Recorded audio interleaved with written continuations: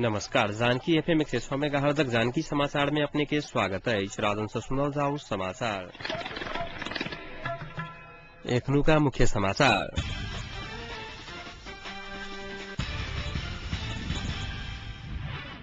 धनसाग उत्तर क्षेत्र किसान सब चिंतित, विद्युत हुकिंग कर रहल 112 गोटे कार्रवाई में।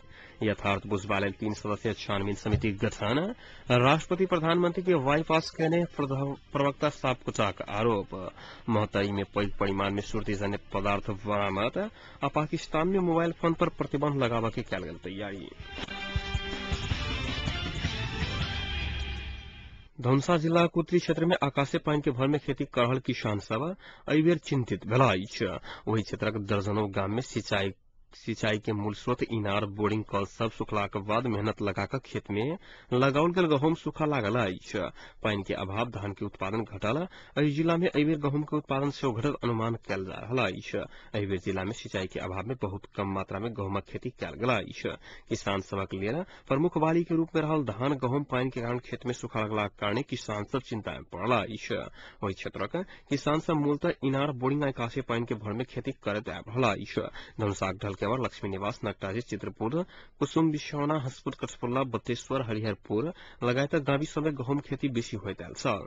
मुदा बीतल लंबा समय से पर्याप्त वर्षा नहि भेलाक कारणे इनार आ बोरिंग सब सूखा लागल अछि।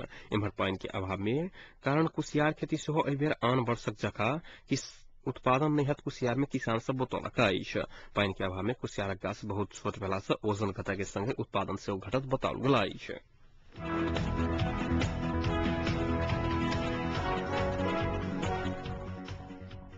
नेपाल विद्युत प्राधिकरण जनकपुर वितरण केन्द्र विद्युत चोरी के घटना में संलग्न रहल आरोप में एखन देर 112 गोटे के कार्रवाई कर चुकल अछि। कार्रवाई का प्राधिकरण एखन देर 3,91,000 राजस्व संकलन केने बताओल गेल अछि। विद्युत हुकिंग तथा चुहावट नियंत्रण अभियान अंतर्गत प्राधिकरण संचालन केने कार्यक्रम मार्फत 47% विद्युत चुहावट नियंत्रण भ चुकल वितरण शाखा के प्रमुख राजीव सिंह जानकारी देलखिन। मुदा हुकिंग नियंत्रण कार्यक्रम अंतर्गत बरामद कयल गेल विद्युतीय सामान सब संबंधित व्यक्ति के आवश्यक कानूनी कार्रवाई होब बाकी रहला से नहीं बुझौने प्राधिकरण जनौलक अछि। जनकपुर लगायत एहि क्षेत्र सब में गाम सब में भारी मात्रा में विद्युत चुहावट होइत आबि रहल प्राधिकरण जनौलक अछि।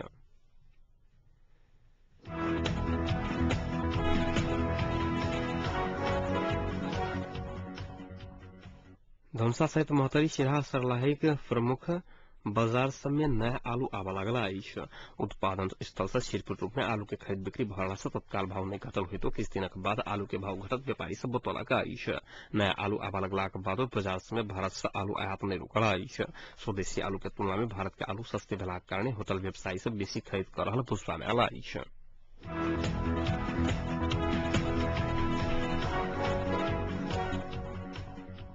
एकीकृत नेकपा माओवादी विपक्षी दल सबके उकसाहट में राष्ट्रपति डेंग उठाउने आरोप लगलक अछि। आइ पार्टी दिस से नियमित पत्रकार सम्मेलन का माओवादी प्रवक्ता अग्नि प्रसाद सापकोटा सरकार के उपेक्षा कर राष्ट्रपति विपक्षी दल के उकसाहट में सहमति के सरकार के आह्वान करने टिप्पणी कयने छलखिन। वो एखन संविधान से बेसी सहमति से निकास निकाला के समय में राष्ट्रपति आरो आशंका बढ़ावा के काज कयने बतौने छलखिन। राष्ट्रपति दिस से आयल पत्र में प्रधानमंत्री के संबोधन नयका मुख्य सचिव आ दल सबके मात्र संबोधन कलाक कारणे सेहो राष्ट्रपति के डेंग के बहुत आशंका करक स्थान देल गेल सापकोटा बतौने छलखिन। वो ई डेंग असंवैधानिक रहल कहैत थप संवैधानिक जटिलता बढ़ौने सेहो बतौने छलखिन।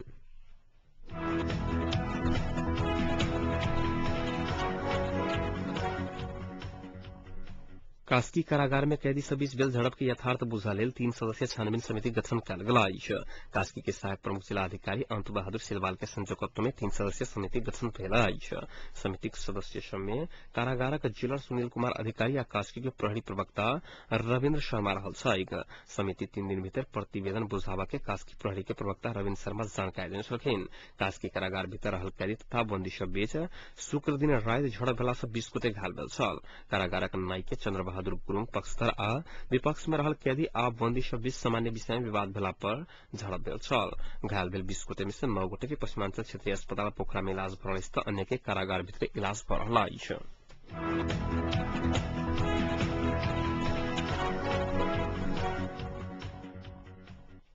मोहतरीक सदरमुकाम जलेश्वर में सशक्त पुलिसक घुमती टोली पैघ परिमाण में सुर्तीजन्य पदार्थ नियंत्रण में लगाई सीमा सुरक्षा कार्यालय मोहतरी से खटल सशक्त के घुमती टोली भंसासन नुकाका अवैध रूप में लाइब रहल 2 कार्टून रजनीगंधा तथा तुलसी कहा वाला सुर्तीजन्य पदार्थ नियंत्रण में लगाई मध्य रात के समय में भारत से लाइब रहल सुर्तीजन्य पदार्थ सदरमुकाम जलेश्वर के मतिहानी चौक में चेक जांच करे के क्रम में भेटल छल नियंत्रण में लेल गेल सुर्तीजन्य पदार्थ में मूल्य करीब 60,000 रहल पुलिस लगाई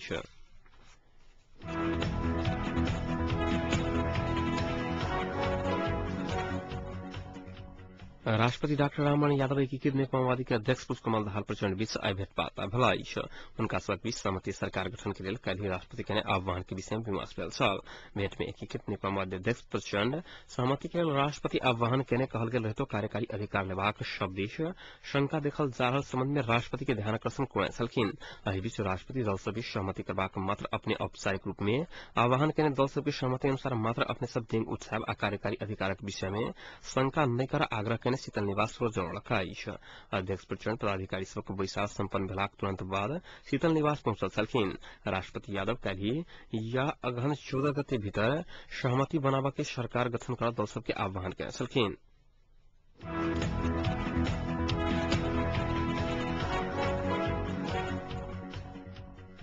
रथट में आइ भोर बस आ मोटरसाइकिल एक आपस में टकराला से एक गोटे के मृत्यु भेलाई ठक्कर से मोटरसाइकिल चालक राजपुर तुलसी गाविसा के 18 वर्षक शेख आलम के मृत्यु भेलाई घायल आलम के इलाज क्रम में गौर अस्पताल में मृत्यु भेल पुलिस चौड़काई बनेपासक गौर के छूटल बा 2 ख 2733 नंबर के बस वीरेंद्र राजमार्ग अंतर्गत पिपरा भगवानपुर चौक में अनटेस्ट मोटरसाइकिल के ठक्कर दिलाक कारण आलम की मृत्यु भेल पुलिस चौड़काई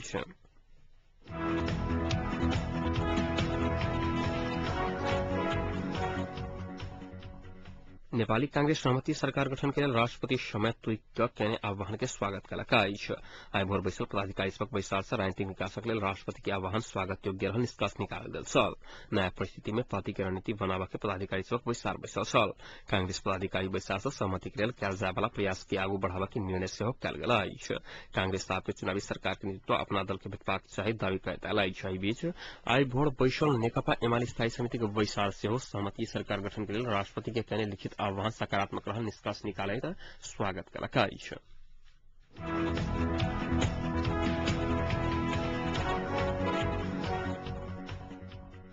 आय हरिबोधिनी एकादशी भगवान विष्णु के पूजा का मनल जा रहा व्रत उपवास तथा पुराण के पावन के रूप में लेल गेल हरिबोधिनी एकादशी में हिंदू धर्म में भोरे से भगवान विष्णु के पूजा का मना रहा हिंदू धर्म में कार्तिक शुक्ल पक्ष के हरिबोधिनी व प्रबोधिनी एकादशी के रूप में कहला पर पाप के नाश पुण्य वृद्धि और मोक्ष प्राप्ति हेबाक तथा आजुक दिन उपवास कला पर 1000 अश्वमेध तथा 100 राज सूर्य यज्ञ के फल प्राप्त हेबाक जन विश्वास रहा आषाढ़ शुक्ल एकादशी के दिन से क्षीर सागर में समय कने भगवान विष्णु 4 महीना के बाद अजु के दिन जगला कारण एहि दिन के हिंदू धर्म सब विशेष रूप में मनबैत अछि एकादशी के दिन विशेष का हिंदू संस्कृति अनुसार तुलसी के विवाह संपन्न कर व्रतालु सब फलहार के रूप में पिड़ालू आ शकरखंड आदि कंदमूल खाय के चलन रहला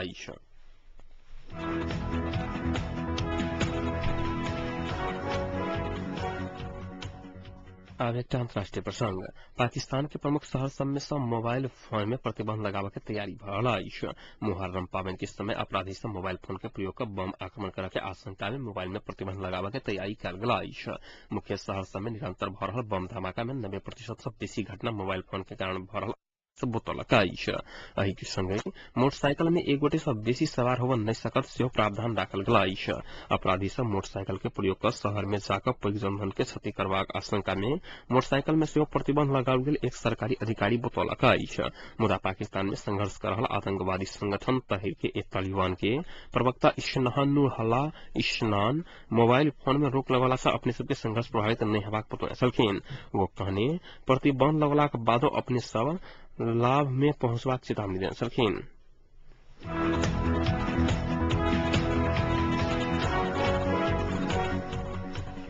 अब तापक्रम एखन सनकरक तापक्रम 26 डिग्री सेल्सियस रहला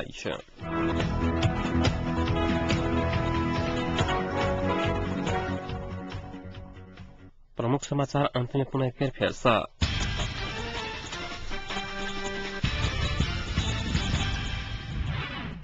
धनुषाक उत्तर क्षेत्र किसान सब चिंतित विद्युत हुकिंग कर रहल 112 गोटे कार्रवाई में यथार्थ बुझबाले 3 सदस्यीय छानबीन समिति गठन राष्ट्रपति प्रधानमंत्री के बाईपास करने प्रवक्ता सापकोटाक आरोप महतरी में पैघ परिमाण में सुर्तीजन्य पदार्थ बरामद आ पाकिस्तान में मोबाइल फोन पर प्रतिबंध लगावा के कल गेल तैयारी।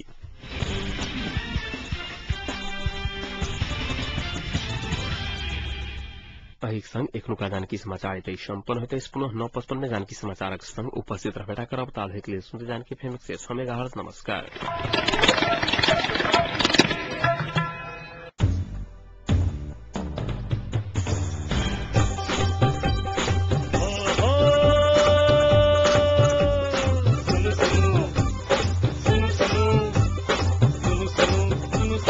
अरे भाई की सुनो पल पल के खबर घर पैसा